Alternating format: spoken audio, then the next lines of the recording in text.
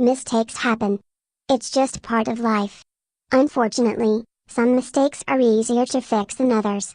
If your new car's tire pressure monitor stops working, for example, all the dealer has to do is replace the faulty part.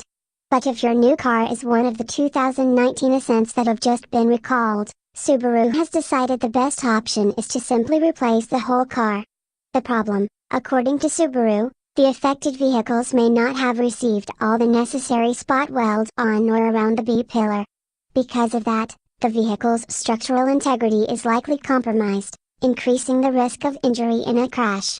The fix: instead of attempting to rebuild the affected B-pillars, Subaru has taken a pricier but less risky approach. Owners of vehicles found to be missing the necessary spot welds will be given a brand new Ascent that was built correctly. The Japanese automaker will also cover the cost of any taxes, fees, and registration costs that owners are required to pay in order to swap vehicles. Number of vehicles potentially affected: Subaru believes a total of 293 vehicles built in the month of July were affected, although it's unclear how many are currently on the road. To see if your car is affected, check your van using NHTSA's Recall Checker tool.